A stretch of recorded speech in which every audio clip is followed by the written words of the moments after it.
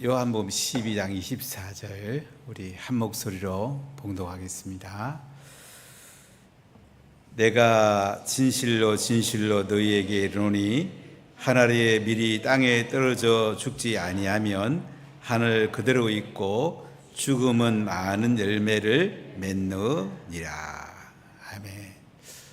오늘 백숙경 선교사님이 오셔서 말씀 전해 주시는데 큰 은혜의 시간 되기 바라고, 제목은 밀 아래 삶이라는 제목으로 말씀해 주시겠습니다. 제가 흥금히 기도하고 우리 백수경 선사님 모시도록 하겠습니다. 하나님 감사합니다. 시간 귀한 예물을 드립니다. 우리 김옥 집사님, 권사님, 하나님 아버지 영광스럽게 드리는 손길을 축복해 주시고 하늘의 기름 부음이 가정 위에 또 모든 삶 위에 넘치기를 소원합니다. 오늘 백숙경 승함을 통해서 큰 은혜의 시간이 되고 또 북인도에서 하나님의 놀라운 일들이 우리에게 진행될 때에 하나님의 강력한 기름 부음이 모든 성도들에게 임하게 해주세요. 이 자리에 함께한 분들 또 온라인으로 드리는 모든 분들에게 하나님의 영광이 가득가득 넘치게 하여 주옵소서.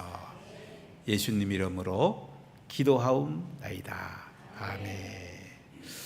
우리 백수경 선교사님은 북인도에서 지금 선교하고 계시고 참 어려운 지역에, 인도에서 가장 복음화율이 낮고 어려운 지역에 지금 선교하고 계십니다. 우리 안강희 선교사님과 함께 오랫동안 선교하시는데 이제는 자립해가지고 또 아름다운 선교 현장을 만들고 있습니다. 시간 나오실 때 뜨거운 박수로 우리가 환영하도록 하겠습니다.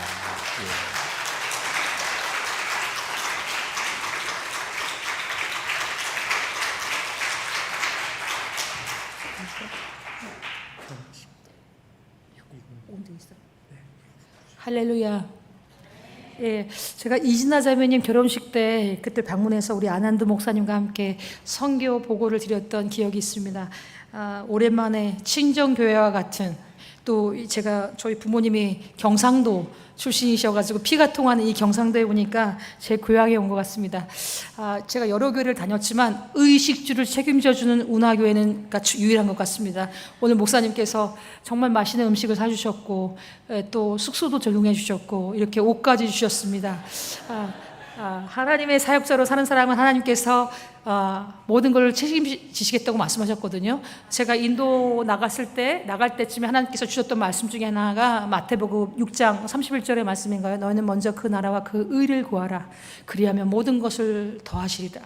그 말씀 믿고 제가 나갔습니다. 하나님이 우리의 공급자이십니다. 아멘. 그것을 믿으면 없어도 헌금 드리고 있어도 드립니다. 아멘. 제가 잠깐 우리 PPT 띄워주시겠어요?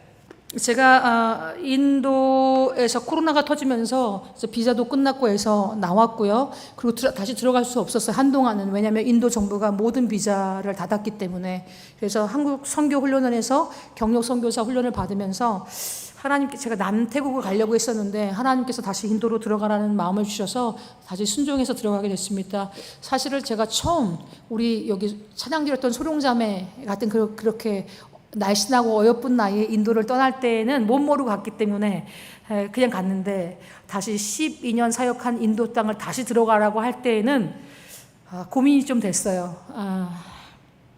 태국만 가도 살 것 같은데, 인도네시아만 가도 살 것 같은데, 인도 오신 분들은 아시잖아요. 다시 인도 땅을 가라고 하니까 좀 마음이 힘들었고, 또 한편으로는 인디아 이퀄 저한테는 페인, 고통이었거든요.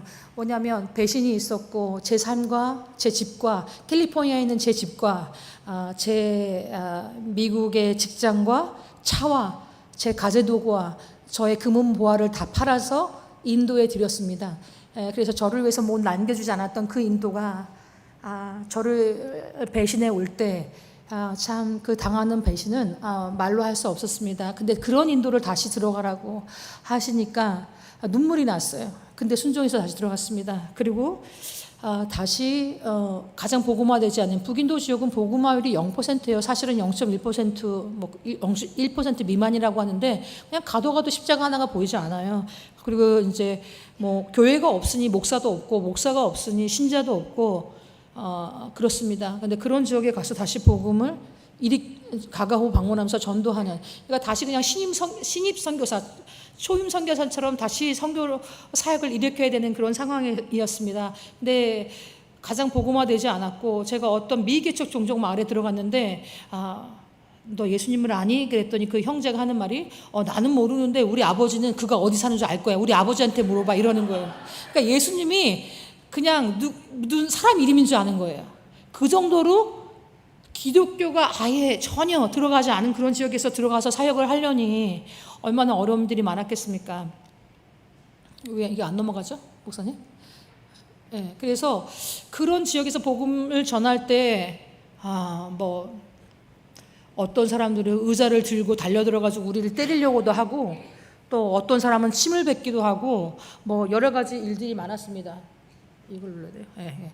오늘 말씀 이제 읽었는데 인도가 세계 1위 자리를, 인구 1위 자리를 탈환했습니다. 14억 2천만 명.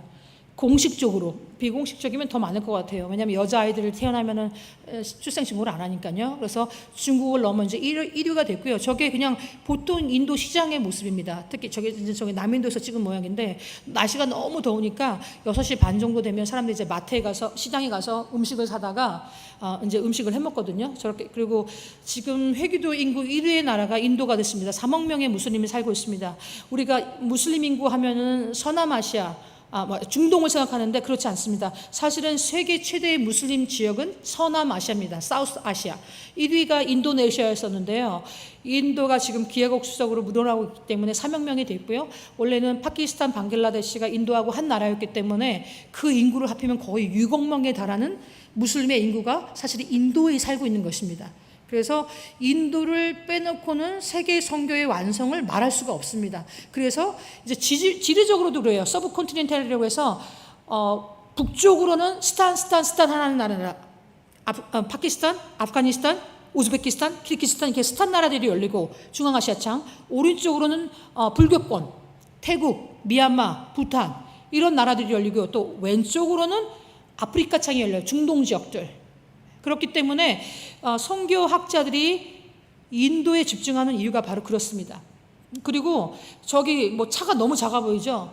저렇게 10m가 넘는 원숭이 신상, 코끼리 신상, 코브라 신상, 3억 3천만 개의 운상이 있는데요. 아마 더 만들어졌을 거예요. 그리고 저 신상을 향해서 동서남북 사방에서 그것만 보이면 그냥 절을 해요. 저렇게 기도를 올려요. 우리한테 저런 종교심이 없잖아요. 우리는 십자가 보면 막 기도하나요? 기도 안 하잖아요. 그래서 우리가 지금 크리스찬이 고전을 겪고 있는 것입니다. 다 아시다시피 한 12만 개의 종족들이, 현대 선교학자들이 있다고 하는데 그 중에 한 5천 개 종족들이 여전히 복음을 듣지 못하고 있습니다. 그 인구가 억명이 넘습니다. 저기 보시면 가장 빨간 나라가 보이죠? 그 빨간 나라를 좀 더 확대해서 보면은 저기가 인도입니다. 가장 많은, 전 세계 가장 많은 미전도 종족이 살고 있는 나라가 인도입니다. 그래서 인도에 집중하는 이유가 있습니다. 누가복음 19장 10절에 보시면 예수님께서 뭐라고 말씀하셨어요? 인자가 온 것은 잃어버린 자를 찾아 구원함이라. Among the lost people. 잃어버린 자들 중에 잃어버린 자들이 어디에 있느냐 했을 때 인도인 것입니다.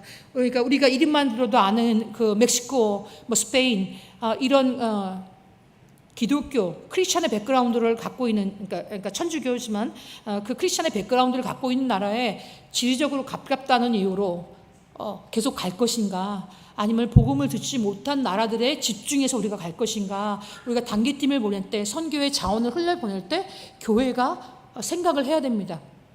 지금 저기 하얀 그 땅이 보이시죠? 저게 북부예요. 북부는 복음화율 0.1% 미만의 지역인 것을 말합니다. 인도에 약 171개의 디스트릭이 있는데 그 중에 85개의 디스트릭이 북인도에 몰려 있는데, 거기가 85개의 디스트릭이 복음화율 1%예요. 1% 미만이에요. 근데 그게 저 하얀 지역이 거의 0.1%거든요. 그리고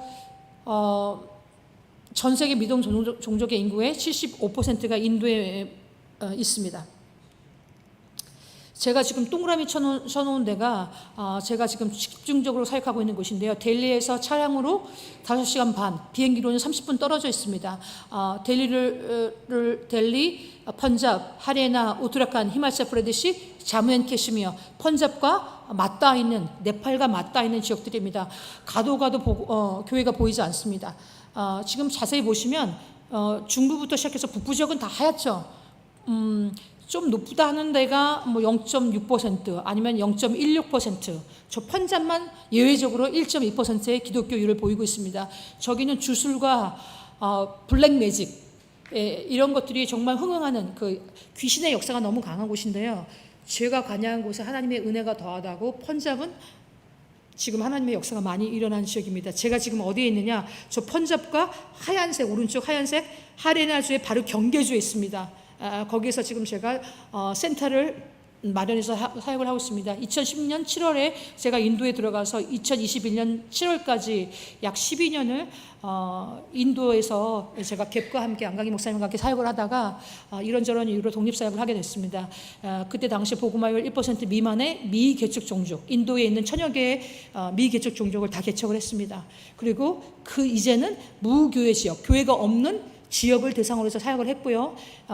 그 다음에 복음 전도, 교회 개척, 사역자 양성, 이 세 가지를 주 사역으로 했습니다. 사실은 저것이 선교사들의 주된 사역이 돼야 됩니다.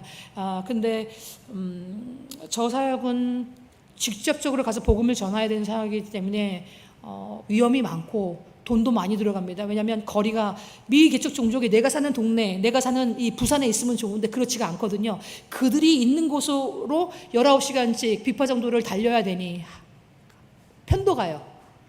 왕복이 그러면 거의 38시간을 달려야 되는 거예요. 그러니까 허리, 목, 디스크 제가 다 왔습니다. 그렇게 하루에 19시간을 달려서 사역을 했기 때문에. 근데 전 세계에 지금 이 개척 선교라는 것을 하는 선교사는 2%밖에 되지 않습니다. 전 세계에서. 그런데 그 중에서 여자 개척 선교사는 거의 없는 것 같습니다. 여러분들 지금 희귀종을 보고 계십니다. 저 반자라 종족인데요. 반자라 종족은 인도에 있는 집시 종족입니다. 지금 목사님 교회에서 기도하고 있는 구루, UP 웨스트, 서부 UP 지역의 구루의 아버지였던 프렘니 목사님과 함께 제가 저 반자라 종족에 들어가서 종족을 개척했던 기억이 있습니다. 사실은 구루가 사역했던 아그라 지역은 제가 초기에 개척했던 지역 중에 하나입니다. 근데 저렇게 외부인이 오면은 다 얼굴을 가려요. 근데 제가 그 반자라 종족에 들어가서 노천 학교를 했어요. 학교를 지어줄 수는 없으니까 공책 나눠주고 연필 나눠주고 칠판, 이렇게 나무 칠판 나눠주면서 아이들한테 만질 수가 없어요. 애들이 뭐 샤워를 못하니까 땀과 먼지가 범벅이 돼서 거의 10중 코팅, 헤어스프레이로 10중 코팅한 것 같아요. 코는 찔찔 흘리고.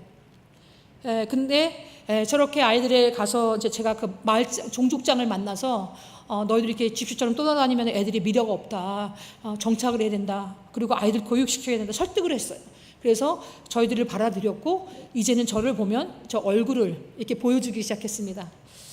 그리고 가가호 방문하면서 구자라주에 들어가서 또 이제 전도하는 가운데 예수님께서 누가복음 10장에 그런 말씀하셨잖아요.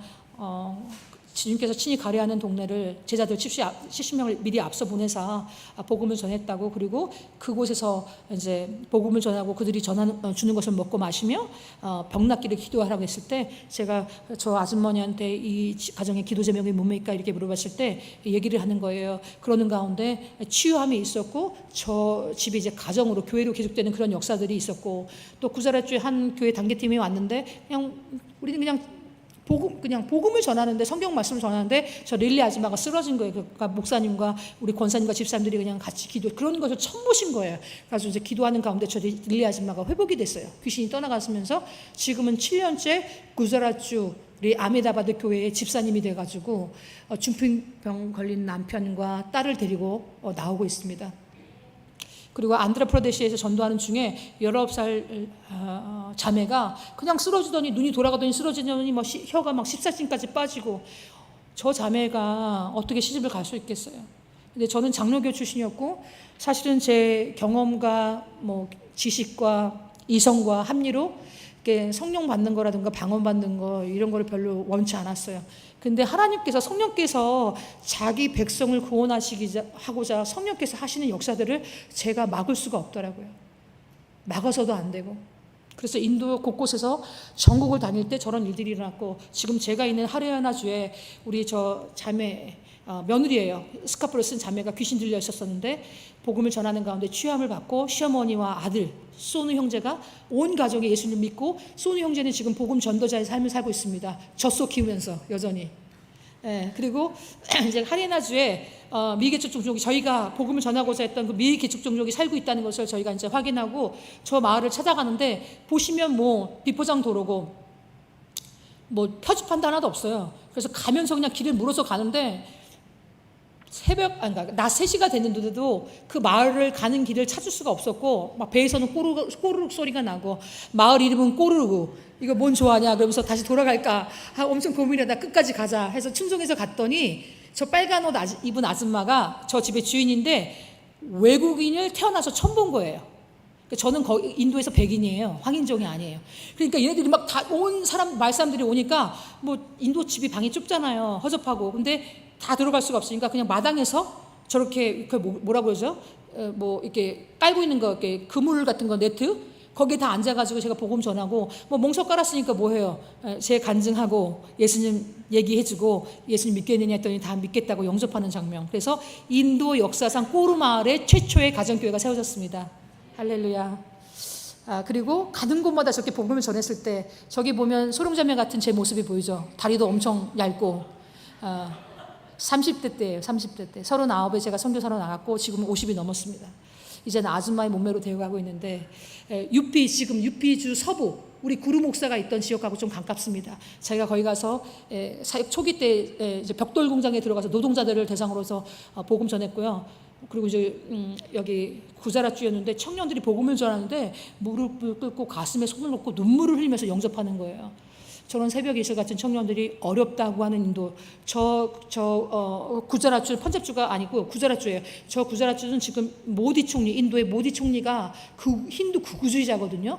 그러니까 기독교인들을 닥친 대로 박해하는 주예요. 근데 저기에 그 어렵다고 하는 구자라에 가서 제가 복음을 전했을 때 저런 새벽 청년들이 있는 거예요. 근데 우리가 가서 어렵다고 가면은 살해당하고 싶다고 복음 전하지 않았으면 어떻게 됐을까요? 저런 새벽 예수 같은 청년들을 우리가 만날 수가 없었고, 저들을 일꾼으로, 예수님의 일꾼으로 삼을 수 없었겠죠.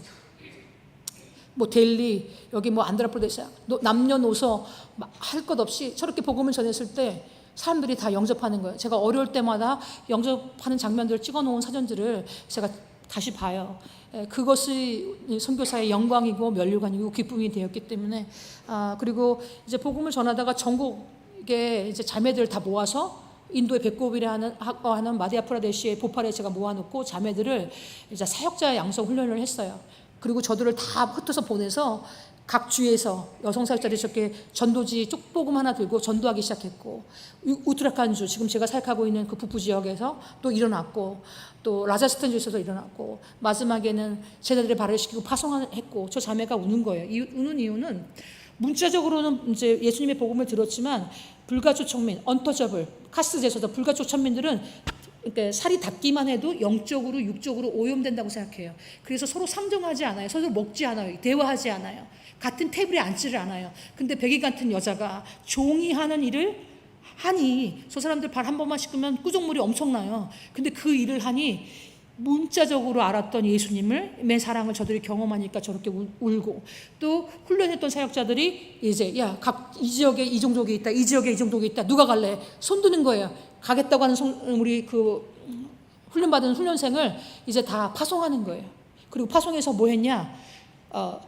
농촌에 들어가서 미개척 종족에 있는 데 들어가서 전도하는 거예요. 전도자 하나 들고. 지금 저기가 제가 누구냐면 목사님 아밋의 제자가 돼 있어요. 지금 목사가 돼 있습니다. 전도하는 사신자, 제가 하리에나에서, 이 사람은 힌두교 절간에서 북치는 사람이 악사였어요. 예수님 믿은 지 한 달 우리가 전도 훈련 시켰어요. 새신자, 저 전도지 주고 이 악사가 자기 동네 아저씨한테 복음 전하는 거예요. 새신자일 때 복음을 제일 잘 전해요. 그리고 이제 우트라칸주에 있는 산악 지역에 들어가서 복음 전했고, 그다음에 2015년 네팔에 들어가서 제가 17개의 미 개척 종족을 개척하고 네팔에 있는 사역자 6명을 사람을 발견한 사람들을 인도 델리로 초청해서 한 달 동안 먹이고 재우고 입히면서 훈련시킨 다음에 다시 네팔로 집어넣었어요. 그래서 나머지 13개 미개척 종족 너희들이 개척해라. 개척해가지고요. 지금 제가 한 5년 전에 확인했을 때 우리 네팔 데니엘 사역자가 30여 명의 사역자를 만들어냈더라고요. 그리고 저렇게 당대시축에 우리가 도와주지 않았는데 교회를 세워서 예배를 드리고 있습니다. 근데 인도는 아직까지도 스스로 인도총회는 자기 스스로 교회를 개척한 적이 없어요. 교회를 저렇게 건물교회를 진 적이 없어요. 왜 그럴까? 우리가 좀 생각해 봐야 되죠. 지금 2023년 전 세계 핍박받는 나라들의 박해지수를 발표하는 오픈도어 선교에서 발표한 기독교 핍박 지수인데요. 부동에 이르는 북한, 그 다음에 인도는 지금 3년째 10위와 11위를 왔다 갔다 해요. 근데 1위부터 20위권을 자세히 보면은 우리가 이름만 들어도 아는 무슬림 국가들이에요. 근데 인도가 10위, 12위, 1위에 계속 랭크되고 있다는 것은 무슬림, 해교도 국가들과 동일한 박해를 지금 받고 있다는 것입니다. 우리가 이름만 들어도 아는 그 예멘, 그 다음에 중국, 터키 이런 나라들이 인도보다 지금 박해 지수가 낮습니다. 그러니까 얼마나 심한 핍박들이 지금 있는지 아시겠죠. 제가 목사님한테는 간혹가다 교회를 해파하는 일들, 막 믿는 소녀한테 막 뺨을 때리고 마을 전체 사람들이 달려들어서 막 폭행하는 일들, 이런 비디오를 목사님한테 보내드렸어요. 저희 이 일들이 지금 북인도 지역과 아밋 사역자가 사역하고 있는 그 지역에서 많이 일어나고 있습니다.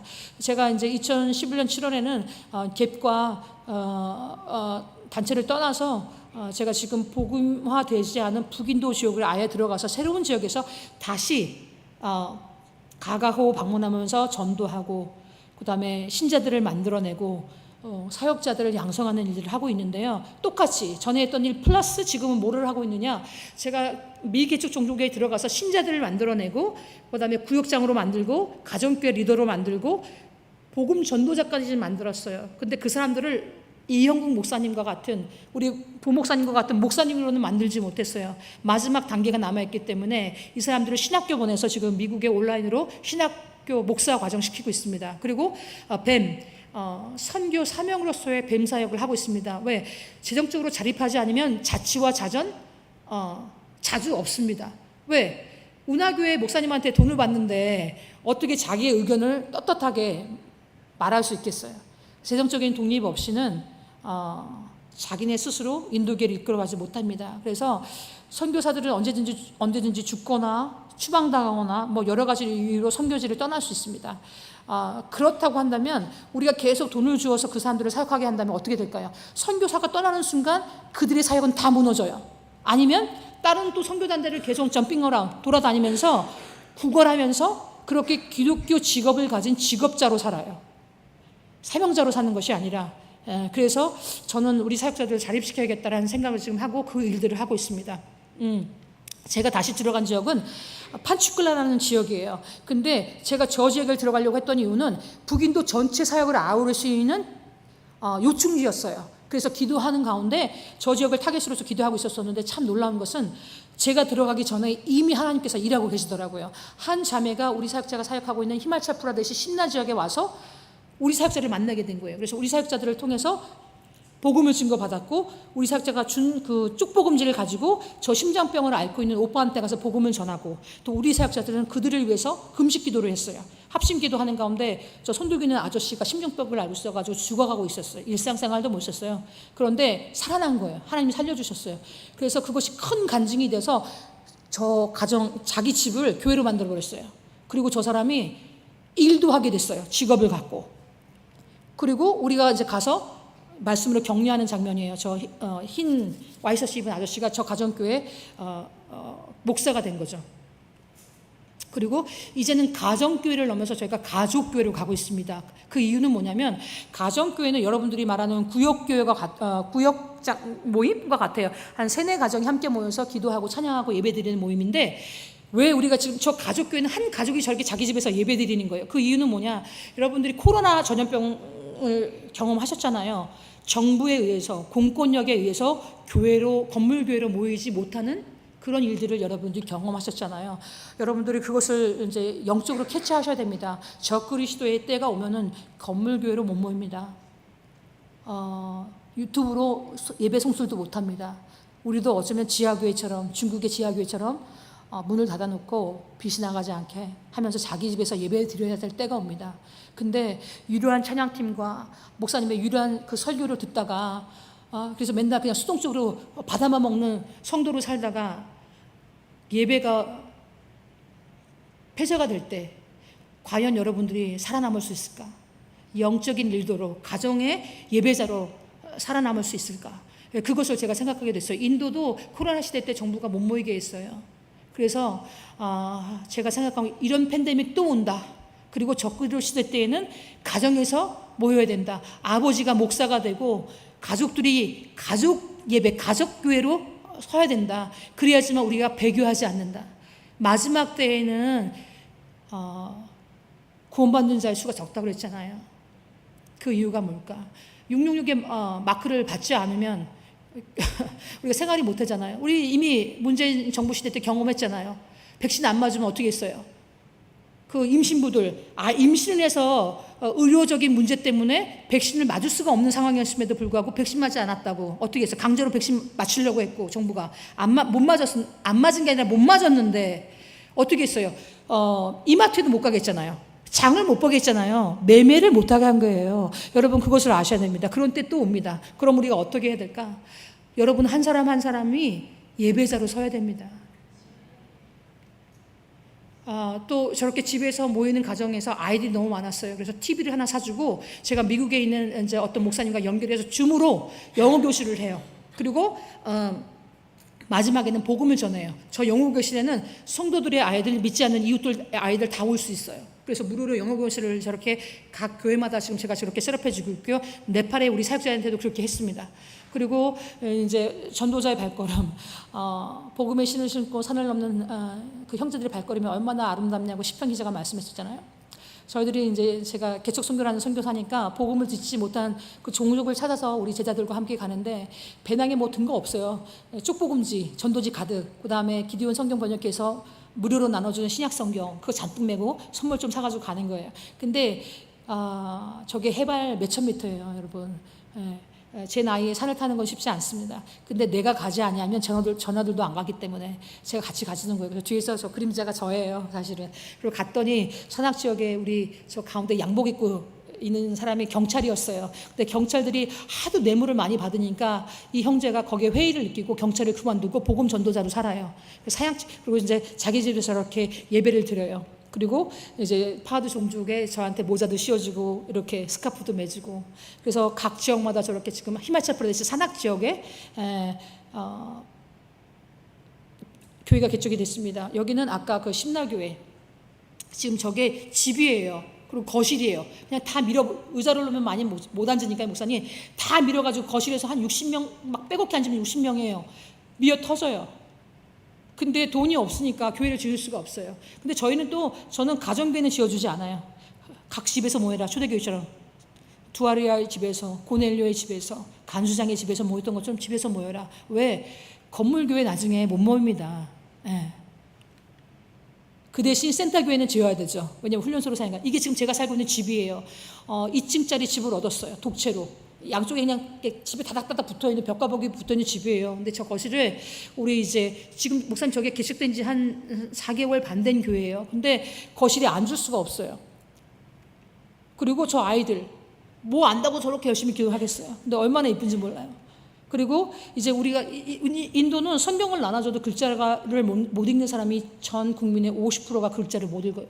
그렇기 때문에 창세기부터 요한계시록까지 저게 그림 성경을 만들었어요. 그래서 앞에는 그림, 뒤에는 이제 글자가 있어가지고 이야기식으로 성경을 전하게 가르쳤어요. 창세기부터 요한계시록까지. 그러니까 목사님인 로미 목사님 통해서 이렇게 주일날 설교를 들어요. 그리고 서로 둘씩 짝지어서 서로 한 번씩 저 죽은 나사로의 얘기를 듣게 해요. 그리고 나서 한 사람 나와서 이야기 해볼 수 있는 사람 나와서 또 이야기 해보게 해요. 그럼 목사로부터 한 번 서로 짝지어서 2번, 3번 들었죠. 나와서 또 얘기 드리니까 4번을 듣는 거예요. 그러면 아무리 멍청해도 4번을 똑같이 반복해서 들으면 저 이야기를 전할 수 있어요. 그래가지고 전도하게 해요. 그리고 그 다음 주에 교회로 데리고 오게 해요. 우리 저기 10몇 살짜리 학생이 아이들 모아놓고 그 그림 성경 하나 주니까 가르치는 거예요.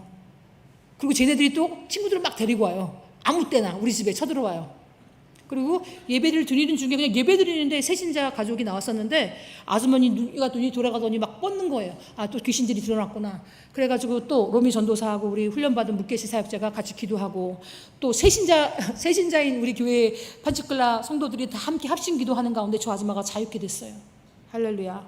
남의 교회 일이라고 뭐 아멘도 안 하셔요. 저희 주일교회 모습이고요. 얼마나, 그리고 이제 저희 이제 우리 예배 끝나고 다 모여서 이제 인도는 짜이라고 해서 밀크티를 마시거든요. 그 짜이하고 인도식 만두 기다리고 있는 거 장면이에요.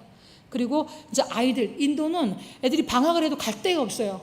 그러니까 저 또 가난한 애들이고, 야, 너네 갈 데 없으니까 그냥 동네에 떼져 다니면서 괜히 쓸데없이 막 고양이 때리고 개 때리고 막 이래요. 그래서 너 우리 집에 11시에 와. 그럼 만화 보여줄게. 그래가지고 예수님 만화 보여주는 거예요. 그리고 복음 전도하는 거예요. 그리고 우리 이제 성도들한테는, 우리 교회 사람들한테는 금요일 날 무비 나이트. 야, 영화 보여준다. 다 와라. 그럼 다 영화를 보여줘요. 근데 다 저거 지금 예수님 영화 보여주는 거예요. 근데 어린 아이 할 것 없이 저 화면이 뚫어질 것 같아요. 왜냐하면 평생에 영화관을 가본 사람들이 아니에요.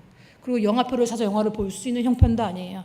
그러니까 저 사람들이 영화 처음 봤잖아요. 그리고 막 예수님께서 막 기적을 일으키네. 그리고 마지막에는 또 영접하는 기도 장면이 있어요.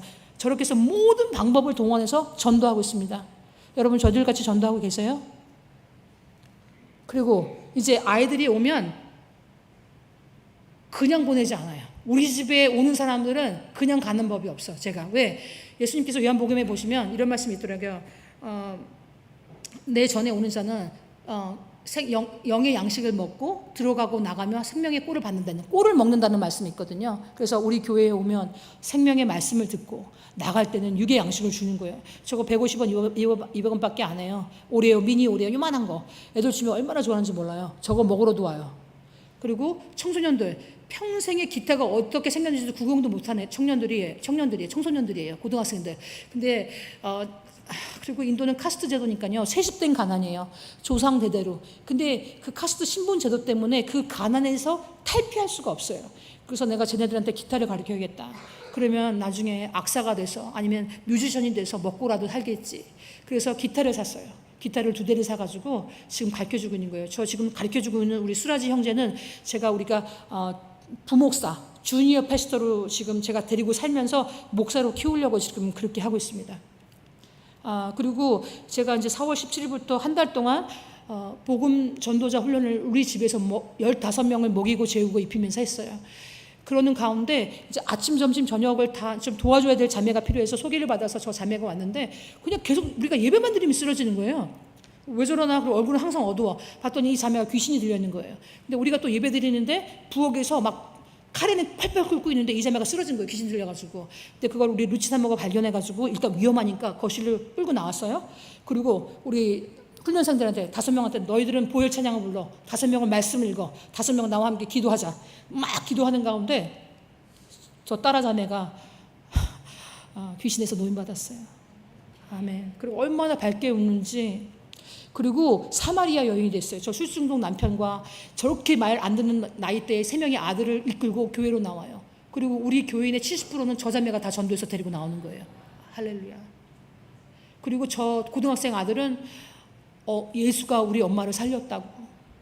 I love Jesus. 그리고 저 가족이 지금 엄청 동네에서 핍박을 받거든요. 왜 자꾸 전도하고 교회로 데리고 나오니까. 근데 저 아들이 죽으라고 지금 전도하고 있어요. 제가 저 아들 장학금 줄 생각이에요. 그래서 목사를 키우고 싶어요. 예, 그리고 저 수수노 남편이 교회 나온 지 2주차 됐을 때 가슴에 손을 얹고 눈물을 철철 흘리면서 찬양하고 기도하는 거예요. 성령께서 역사하고 계시는구나. 성령이 아니고서는 주 예수라고 신인할 수 없다고 했는데 복음이 인생을 바꾸고 있습니다. 복음이 한 영혼을 바꾸고 한 가정을 바꾸고 민족을 바꾸고 있습니다. 그리고 복음 전도자 훈련 저희 집이에요. 저기 아까 그 예배 드렸던 그 집이 거기입니다.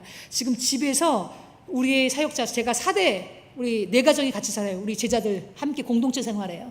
그리고 우리의 숙소, 그 다음에 저렇게 훈련 양성소, 사역자 양성소, 예배당, 유치원, 그 다음에 상담소, 그 다음에 북인도 전체 사역을 아우르는 북인도 선교센터 사무실. 여러분 미어 터집니다. 그래서 저희는 24시간 돌아가요, 집에 거의. 그리고 이제 훈련하기 시작하기 전에 우리 로미 전도사하고 저하고 식당에서 사용하는 프로판 가스 버너 사다가 이제 밥해 먹일 거 하는 거예요. 그리고 이제 안 깨지는 스테인리스 접시 사다가 레이블 띄고 있는 거예요. 밥해 먹여야 되니까. 그리고 베개, 뭐 호디블 사가지고 이제 재우고 입히고 할 거 준비하는 거고, 매트리스 사다가 방이 3개밖에 없으니까요. 남자 형제들은 그냥 다 거실에서 쭈르륵 깔고 자게 하고, 그 다음에 여자 자매들은 방에서 재우고. 그리고 훈련이 2주차 넘어갔을 때 양식이 떨어졌어요. 근데 난 누구한테 뭐 기도 편지 보낸 적도 없어요. 그냥 기도했어요. 근데 하나님께서 어떤 권사님을 통해서 딱 2주치의 식량을 살 수 있는 돈을 주셔가지고 인도 사람들이 먹어야 되는 그 짜파트 있잖아요. 통밀가루, 그 다음에 설탕, 그 다음에 홍차, 뭐 이런 거 샀어요. 그 다음에 향신료 사가지고 2주 동안의 훈련을 하는 동안에 필요한 녹두, 식료품을 사서 먹이고 재우면서 그 사역을 마쳤습니다.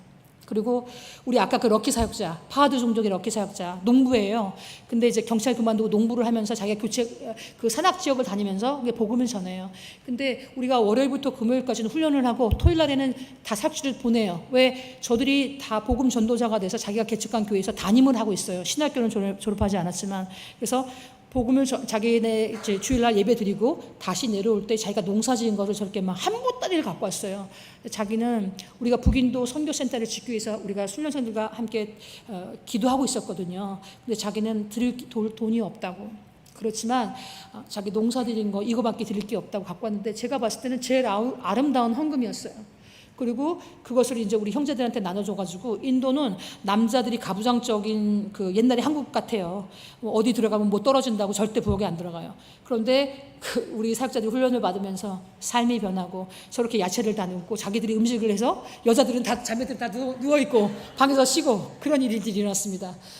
그 다음에 복음화 일꾼들 양성하는 장면이고요. 제가 우리 그다음에 전도지로 전하는 복음, 말로는 전하는 복음이 제일 쉽다. 제일 어려운 것은 우리의 삶으로 전하는 복음이다. 근데 그것이 진짜다. 그러면서 사역자들의 삶과 생활과 그런 것들을 가르치고 있습니다. 그리고 말씀 가르치고요. 정기적으로 모여서 한 달에 한 번씩 북부 지역 사역자들 각 주에서 5개 주에서 모여서 저렇게 이제 말씀 가르치고 하는 일들을 하고 있습니다. 그래서 저희 지금 모든 그 장소가 너무나 협소하고 멀티플 다목적으로 사용하고 있습니다. 그리고 이제 제가 가르쳤던 거를 이렇게 그룹별로 지어가지고 나한테서 배운 걸 그룹별에서 가르쳐봐. 돌아가면서 가르치게 해요. 그래서 나한테 들은 거, 저 자매가 한 번 가르친 거, 또 다른 사람을 통해서 또 가르친 거 3번을 들여가지고 오후에는 다 전도사로 내보내요. 그래가지고 자기가 배운 것들을 실제에서 적용하게 해요. 그리고 왜? 인도에 복음화 일꾼이 적은데 백숙교 혼자로서는 복음을 다 전할 수가 없잖아요. 그래서 내가 가르친 것을 다른 사람한테 전할 수 있도록 그 복음화 일꾼을 지금 해야 되기 때문에 저렇게 실제적인 사역을 훈련을 하는 겁니다. 그리고 마지막에 또 똑같이 또 파송하는 거예요. 그리고 우리 수라지 청년, 아까 제가 그러니까 부목사로 삼은 우리 25살의 수라지 청년은 결혼한 지 1년밖에 안 된 새신랑이에요. 근데 와이프가 결혼하자마자 옥상 돌계단에서 굴렀어요. 그래서 무릎이 돌아가 버렸어요. 그래서 수술을 해야 되는데 돈이 없는 거예요. 그래서 제가 파송교회에서 저 인도 다시 들어갈 때 보내주신 비행기표와 사비를 털어서 4,000불을 그냥 다 저 마야자매를 수술을 시켰어요. 근데 2차를 또 수술을 시켜야 되는 거예요. 그래서 이번에는 내 신장을 하나하나 띄어봐서 팔아야 되나 막 고민을 했어요.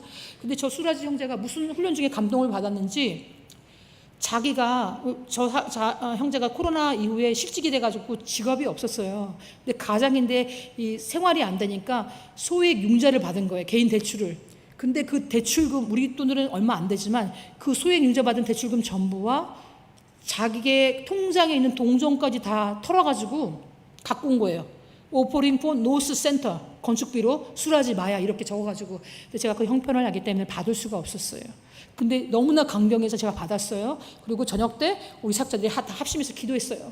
그리고 나서 올라가서 잠이 들었고 새벽 기도하고 이제 다시 올라가서 보니까 무슨 카톡이 와 있어요. 봤더니 그 전날에 제가 이런 너무 감동적인 일이 있습니다 해가지고 제가 핵심 중보 기도 사역자들한테 그걸 나눴는데 그거를 어떤 권사님이 다른 권사님한테 전한 거예요. 근데 그 권사님이 감동을 받고 마야 자매의 2차 수술비와 200만 원의 우리 센터 건축비를 보내주신 거예요. 그래서 제가 다시 뛰어내려와가지고 야 다 모여봐 그래가지고 어저께 우리 100배 60배 30배 하나님께서 축복해 주시도록 수라지의 그 헌금을 기도에 찍고 잤잖아. 야 1000배가 넘었어 막 그러면서 수라지의 그 하나님께서 그 1000배가 넘는 축복을 해주셨다. 제가 이렇게 막 간증을 하니까 애들이 할렐루야 하고 난리가 났어요. 막 그래가지고 그러더니만은 그날요 목사님 어떤 일이 벌어졌냐면 막 사역자 훈련생들이 진짜 가난하거든요.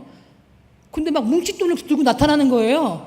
눈에 돈이 어지러하냐? 막 그랬더니 그러니까 이 수라지가 로또 맞은 걸 봤잖아요. 그러니까 자기네들 로또 맞고 싶은 생각이 든 거예요. 그래가지고 그 와이셔츠 하나 다리면 150원을 벌어요. 길거리 그 무쇠 다리미로 50도 땡볕에서. 근데 뭉칫돈이지만 카운팅 해보면 돈이 얼마가 안 돼. 근데 그 돈을 드리고 또 다른 사역자는 아들 등록금이 없는데 그 돈을 또 드리고 막 그런 일이 벌어졌어요. 그래서 우리 사역자들이 막 다 헌금을 내는 거예요. 막 찢어지게 가난한데. 그리고 마야 자매를 6월 14일에 수술시켰어요. 할렐루야. 그리고 지금 저희 집에서 쟤네들 제가 목회자로 키우고 있습니다. 제자를 삼는다는 것은 내 삶, 내 시간, 내 재정, 내 관심 다 드려야 됩니다. 그 다음에 무사히 훈련을 한 달 동안 4월 10일부터 훈련을 하는데 막 옆에 집에서 전기선을 3번이나 끊고 불이 나고 도둑이 들어가지고 배꼽배를 훔쳐가고 별의별 일이 다 있었어요. 왜냐하면 북인도에 다시 들어가서 다시 첫 사역자 양성 훈련을 하는데 사단이 싫어하는 거죠. 그래도 무사히 마쳤습니다. 그리고 지금 제가 아까 말씀드린 새로운 사역 중에 하나가 더해진 것이 뱀, 선교 사명으로서의 비즈니스 as mission이라는 거, 뱀의 약자예요. 그게 뭐냐면 마이크로 파이낸스, 소액 자본 융자를 해주는 거예요. 몇백만 원. 그 대신 36개월, 3년 동안 원금만 조금씩 갚게 하는 거예요. 그래서 그들이 재정적으로 자립하게 하는. 왜냐하면 예수님의 복음을 듣고 저들이 복음 전도자, 목사로 사는데 육체의 몸을 입고 있으니까 책임지는 가장으로서 이게 입에 풀칠을 해야 되잖아요. 근데 헌금은 뭐 한국 돈으로 5만 원밖에 안 들어요. 한 달에. 생활이 안 되잖아요. 그래서 제가 생각한 거 얘네들한테 구멍가게라도 해서 먹고 살게 해야겠다.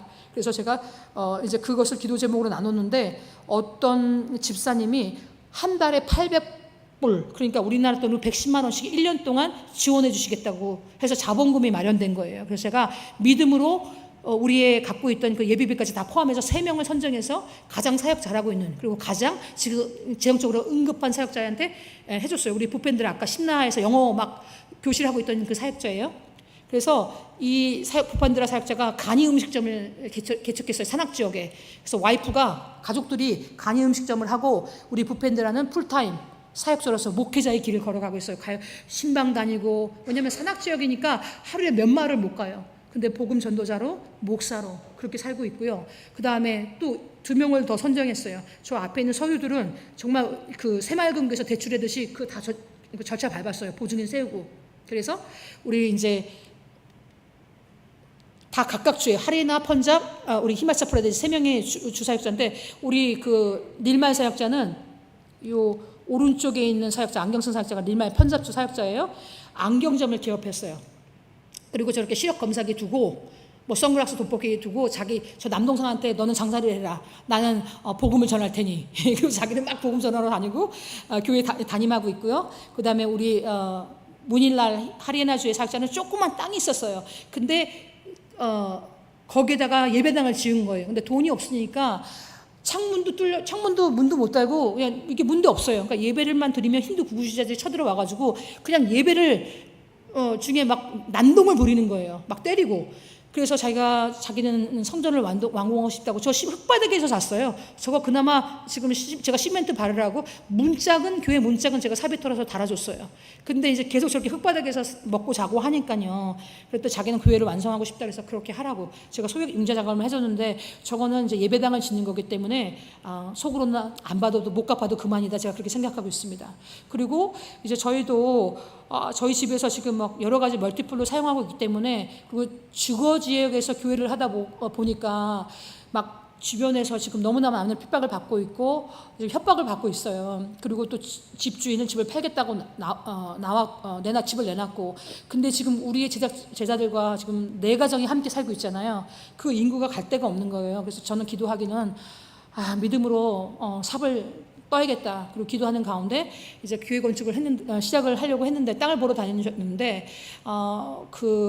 저와 마음을 같이 하는 어떤 집사님 권사님이 즉각적으로 헌금해 주시겠다고 약속한 헌금이 있었었는데 그게 10만 불이었어요. 근데 제가 본 땅은 이미 1층이 지어진 건물이어서 그거를 사면은 즉각적으로 이용할 수 있어서 그걸 사고 싶었어요. 근데 거기는 먼지가 너무 많고 비포성 도로고 골목이 너무 좁아서 차가 들어갈 수가 없어요. 근데 우리 사역자들이 저걸 이제 발견한 거예요. 그리고 저 이제 훈련하는 중간에 우리가 교회 땅을 놓고 기도하는 가운데 합심 기도할 때 말씀을 받은 사람들이 있느냐 그랬더니 여호수아 24장에 26절의 말씀을 받았대요. 그래서 펴봤더니 돌을 가져다가 여호와의 성소교 상수리 나무 안에 표식을 삼았더라라는 말씀을 받은 거예요. 그래서 제가 다시 한번 가봤어요. 그랬더니 우리가 저 건물과 건물 사이에 빈 땅을 산 거거든요. 근데 희한하게 저 터 앞과 뒤에 상수리 나무가 있는 거예요. 할렐루야. 전 너무 놀랐어요. 근데 제가 믿음이 없어서 성경에 보니까 제비뽑기가 있더라고요. 근데 제가 제비뽑기 했는데 그게 맞더라고요. 옛날에 한번 제비뽑기를 한 적이 있었거든요. 야, 이번에 제비뽑기 한번 해보자. 그래서 내가 살려고 했던 다콜리 지역, 저 또 도시 이름도 희한해. 그린시티예요. 그린시티 초록도시예요. 상수리나무. 뭐가 연관점가 있지 않아요? 그래가지고 이제 그 제비뽑기를 했는데 뭐가 나왔게요? 그린시티가 나왔어요. 그래서 내가 하나님의 말씀을 이기랴, 기도를 이기랴.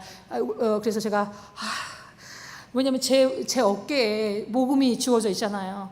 지네들은 뭐 사고 싶은 걸 하겠지만 그래가지고 저를 이제 사기로 작정하고 했는데 희한하게 작정을 해주셨던 다른 집사님이 생각지 않는 돈이 생겨가지고 돈을 작정했던 건 헌금을 더 많이 보내주신 거예요. 그래가지고 저희가 저 땅을 샀어요. 할렐루야죠. 그래서 저희가 진짜 10월달에 삽을 파기를 원해요.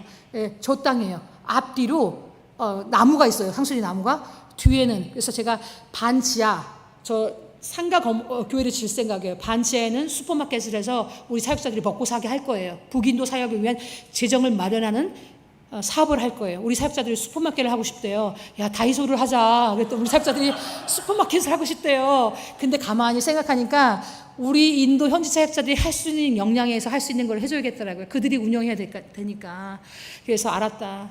그래서 슈퍼마켓을 하기로 했고, 반지하는 1층은 유치원, 2층은 예배당, 3층은 우리 훈련소, 사역자 양성소, 그리고 뒤에는 우리 지금 4대가 같이 살고 있잖아요.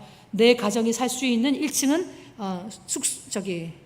주거지역, 그 다음에 북인도를 위한 사무실, 2층은 여자 자매들 기숙사, 화장실과 욕실이 딸린 기숙사, 3층은 남자 그 기숙사, 옥상은 그냥 거기서 음식할 수 있는 옥상, 루프탑이라고 그러죠. 요즘에 야외 식당을 만들어서 음식을 해 먹이려고 훈련 때마다. 그래서 좀 기도해 주세요. 10월 달에 제가 믿음으로 삽을 파기로 했는데 정말 삽질하는 일이 되지 않도록. 그리고 훈련하는 기간 동안에 첫날에 훈련 시작을 딱 했는데 로미의 아버지가 그냥 뇌졸중이 와서 콤마 상태가 된 거예요. 하나님 아버지, 로미가 장자인데 그럼 아버지 장례를 치러러 저 중부 지역까지 가야 되는데 하나님, 우리는 이 훈련이 시작되는데 하나님 제발 훈련 때까지만 그 생명을 연장시켜 주세요. 그리고 또 로미의 또 와이프는 4번의 유산 끝에 5번의 임신에 아이가 임신되는데 자꾸 애가 나오려는 거예요. 조산. 근데 이번에도 또 유산이 되면은 이제 애 못 가질 것 같더라고요. 하나님, 아이를 엄마가 되게 해주세요. 기도했어요. 그리고 좀 훈련이 끝나면 태어나게 해주세요. 그렇게 기도했는데 하나님이 정말 훈련을 끝나고 나서 2주 후에 로미의 아버지는 데려가시고 로미의 아들이 태어나서 요한이 태어났어요. 제가 지금 월세로 살고 있는데요. 그 월세로 사는 집 앞에 안에 저 전주인 살다가 놓고 간 화분이 하나 있는데 한 화분에서 나무는 죽고 저 최성화가 피었더라고요. 근데 꽃이 하나가 핀 게 아니에요. 최성화 잎은 굉장히 연하잖아요. 근데 인도 여름 50도, 섭씨 50도의 날씨에 누가 물도 주지 않았는데 저 한 나무에서 생명이 피는 거예요. 근데 제가 저 나무를 아껴요. 저 나무한테 내가 물을 주라고 했어요. 왜? 저 나무가 저를 보는 것 같았어요. 제 육체는 날마다 후패져 가는데 죽어가는 내 육체에서 영원한 생명을 낳을 수만 있다면 그것은 값진 거지. 제가 39에 인도에 가서 지금 52세가 됐고, 온몸은 약을 먹지 않으면 통증이 견딜 수 없는, 하루에 30알의 약을 먹었으니까요. 지금 좀 줄여서 21알입니다. 3번의 교통사고를 당했고 19시간을 하루에 비포장 도로를 달렸기 때문에 허리 협착증, 목 디스크 다 왔습니다. 그런데 영원한 것을 위해서 영원하지 않는 것을 버리는 자는 바보가 아니다고 말했던 짐 엘리엇 선교사의 말씀이 저는 맞다고 생각해요. 저 말씀 오늘 본문 말씀입니다. 미달이 땅에 떨어져 죽지 아니하면 그대로 있고 죽으면 많은 열매를 맺느니라. 미랄도 얼마나 아프겠어요. 미랄이 되게 작아요. 현미쌀만 해요. 또 꼭 현미처럼 생겼어요. 근데 미랄은 그 껍질을 벗는 고통, 탈피하는 그 고통이 없을까요?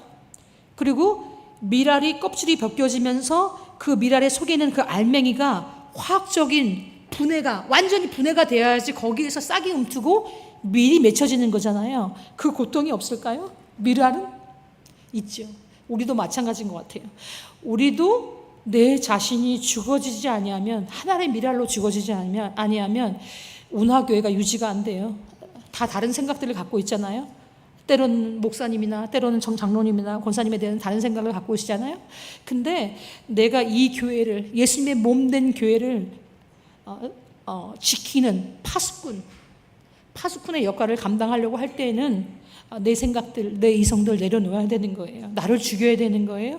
그리고 내가 이 교회를 위해서 껍질을 벗는 그 고통을 감수하면서 이 교회를 위한 중보자로 서야 되는 것입니다. 그리고 인도뿐만 아니라 이 부산 지역을 위해서, 경남 지역을 위해서, 대한민국을 위해서 미랄로 운하교회와 여러분들이 자신의 껍질을 벗겨야 되는 것입니다.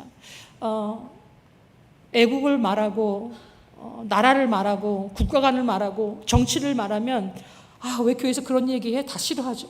근데 나라를 잃으면 교회도 없습니다. 예배도 없습니다. 선교도 없습니다. 우리가 역사로도 보잖아요. 나라 잃어버리고서야 통곡을 할 것인지. 그것도 부산 운하교회와 성도들이 그 일을 해야 되는 것입니다. 할 일이 너무 많습니다. 부산의 청년들이 일자리가 없다고 떠나간다고 합니다. 부산에서 청년 사업들이 저는 일어나기를 원합니다. 그래서 오히려 청년들을, 경남의 청년들을 불러 모으는 그런 지역들이 되기를 원합니다. 여러분 꼭 선교사로 다 나올 필요가 없어요. 다 나오라고 하지도 않아요. 그렇지만 선교사적인 삶을 이 부산에서 살아내야 됩니다. 어떻게? 저는 청년들한테 도전해요. 3년에서 5년, 7년 기간을 정하고 회사 생활을 해라. 그리고 나서는 내 사업을 해라. 저 현대 안국동 본사에 다녔습니다. 미국에서 잘 나가는 미국 회사 다녔습니다. 근데 회사는 여러분 40대, 50대 되면 다 쫓아내요. 명퇴.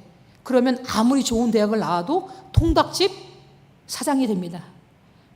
그리고 회사는 여러분들의 그 젊음, 건강함, 명석함, 싼 노동력을 한 달에 300만 원, 200만 원으로 여러분의 젊음을 사는 겁니다.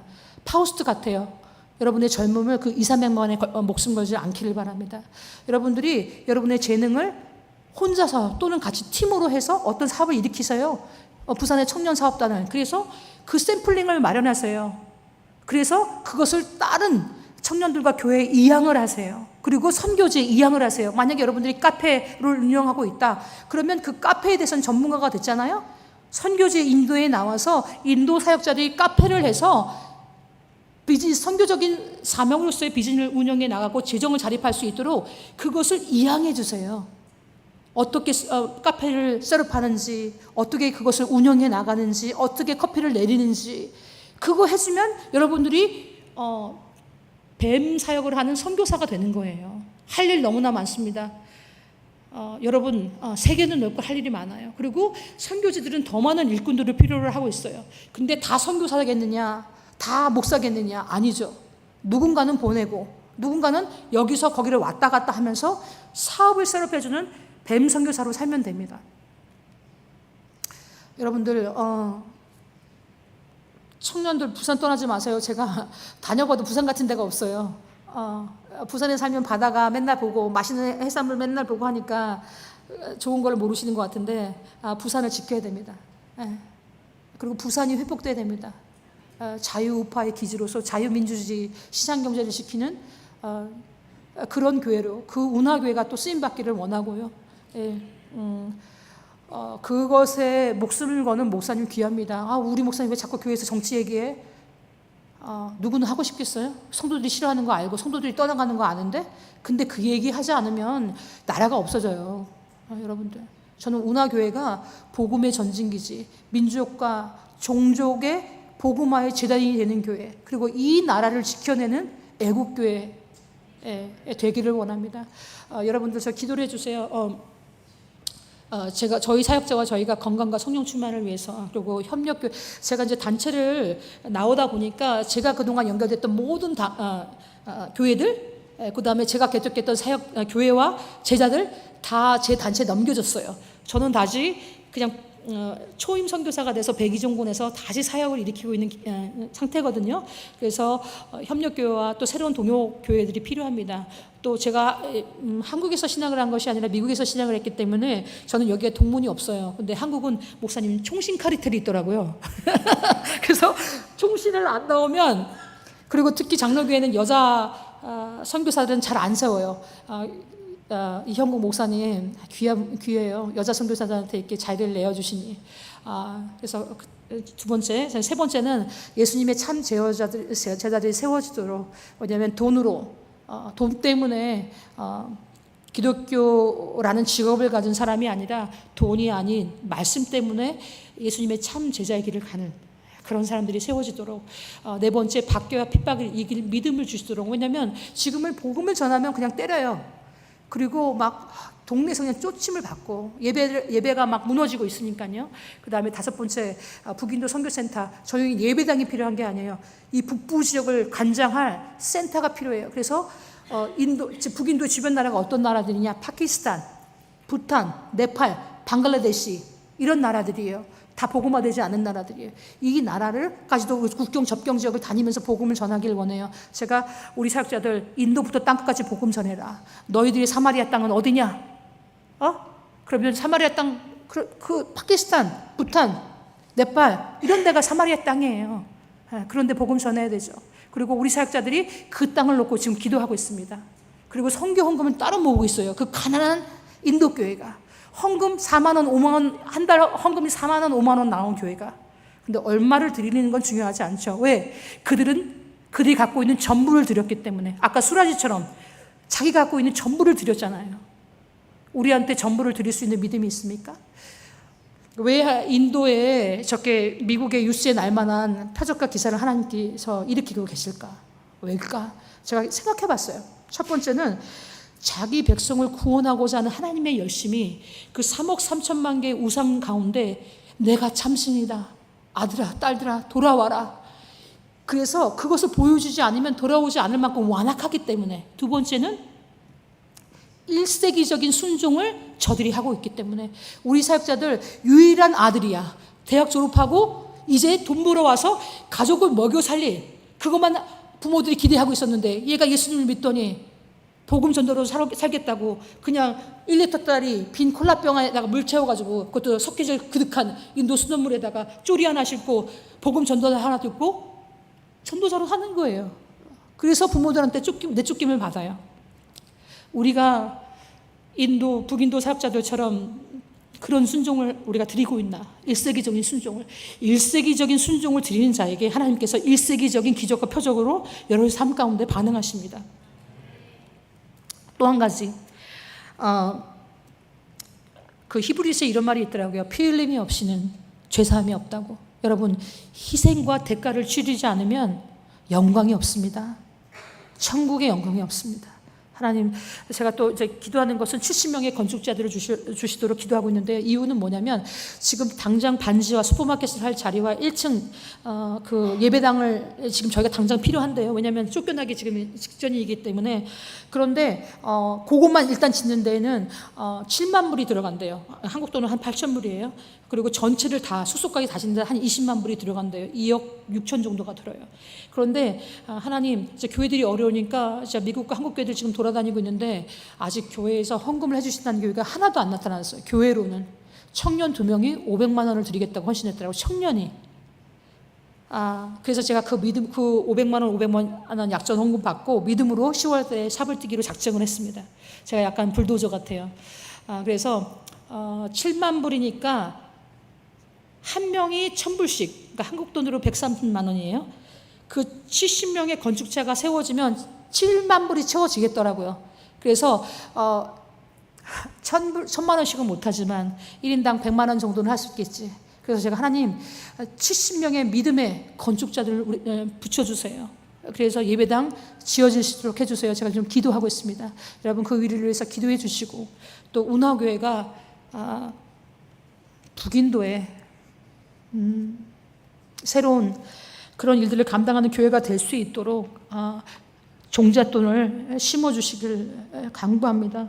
우리가 시간과 재물과 은사들을 심고 우리가 심겨질 때 우리가 하나의 미달로서 이 땅에서 또 선교지에서 쓰임받을 줄을 믿습니다. 감사합니다. 아멘.